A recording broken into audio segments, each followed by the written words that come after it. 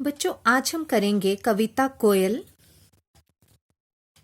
पहला प्रश्न है, पाठ कोयल में से कोई 4 संज्ञा शब्द चुनकर लिखिए। आप सभी को मालूम है कि संज्ञा किसे कहते हैं। किसी भी व्यक्ति, वस्तु, स्थान या भाव इत्यादि के नाम को संज्ञा कहते हैं। तो जो नाम वाले शब्द हैं वो हमने यहाँ पर लिखने हैं। कोयल कविता में कई नाम वाले शब्द आए हैं, जैसे कोयल। यहाँ पर 4 लिखने के लिए आपको कहा गया है, तो यहाँ पर मैंने लिखे हैं कोयल, जो पक्षी का नाम है। फिर है आम, आम फल का नाम है। मेघ, धरती, ये भी नाम है। मेघ बादलों को कहा जाता है और धरती जिस पर हम रहते हैं, पृथ्वी। तो ये बच्चों सारे क्या हैं? संज्ञा शब्द हैं। प्रश्न 2, पाठ कोयल में से कोई 4 क्रिया शब्द छांट कर लिखिए। अब आपको कौन से शब्द लिखने हैं? क्रिया शब्द, यानी काम वाले शब्द। जिन शब्दों से किसी काम के करने या होने का पता चलता है उन्हें क्या कहते हैं? क्रिया शब्द।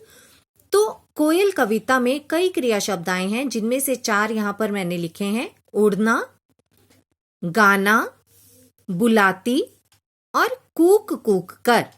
ये 4 क्रिया शब्द यहाँ लिखे हैं। आप अपनी मर्जी से भी कविता में से छांटकर किन्हीं और क्रिया शब्दों को यहाँ पर लिख सकते हो। प्रश्न 3, नीचे लिखे शब्दों के विलोम शब्द लिखिए। तो आपको अब क्या लिखने हैं? विलोम शब्द, यानी विपरीतार्थक शब्द। सच, सच का विपरीतार्थक या विलोम शब्द होता है झूठ। दूसरा है दिन, दिन का विलोम शब्द रात। मीठी, मीठी का विलोम शब्द है कड़वी। अगला है बहुत, बहुत का विलोम शब्द होता है कम।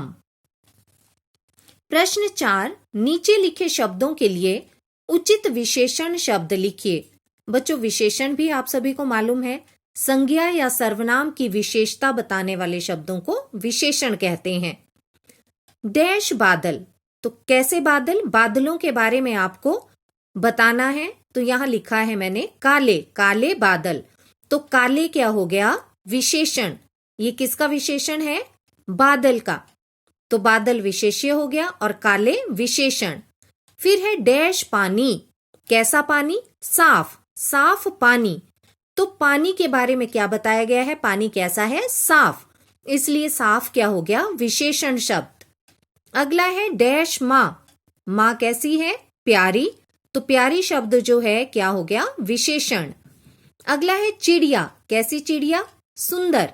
आप छोटी भी लिख सकते हैं या कुछ और भी लिख सकते हैं, रंग बिरंगी लिख सकते हैं।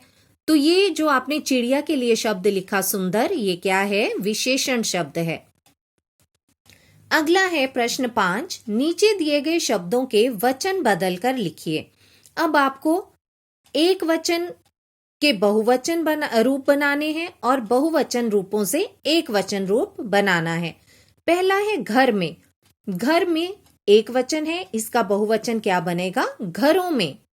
दूसरा है महल में, महल में भी एक वचन है, इसका बहुवचन क्या बनेगा? महलों में। तीसरा है पक्षियों को, पक्षियों ये बहुवचन है बेटा, तो इसका आपने एक वचन बनाना है। पक्षियों को, इसका बन जाएगा पक्षी को। फिर है हाथियों ने, हाथियों ने, हाथियों भी बहुवचन है, तो इसका एक वचन क्या होगा? हाथी ने। हाथियों ने एक वचन में हो जाएगा हाथी ने। प्रश्न 6, मोटे काले शब्दों का लिंग बदलकर वाक्य दोबारा लिखिए।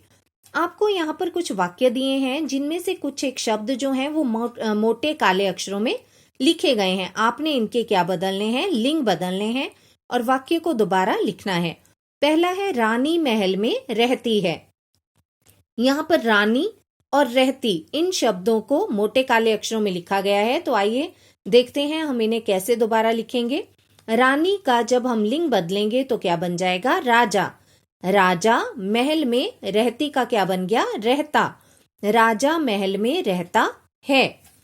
और जो आप लिंग बदलोगे उन शब्दों को रेखांकित भी करते चलोगे। जैसे यहाँ पर रानी का राजा बना, तो इसको रेखांकित कर लीजिए। रहती का रहता, तो इसको भी रेखांकित करना है। अगला है लड़का कहानी पढ़ रहा है। लड़का और रहा, इन शब्दों को आपने बदलना है। लड़का का बन जाएगा लड़की, लड़की कहानी, पढ़ रहा का रही, लड़की कहानी पढ़ रही है। अगला है मोरनी नृत्य कर रही थी। अब मोरनी का लिंग बदलोगे तो क्या बन जाएगा? मोर। मोर नृत्य कर और रही का क्या बन गया? रहा। मोर नृत्य कर रहा था। अगला है अध्यापिका ने बच्चों को कविता लिखवाई।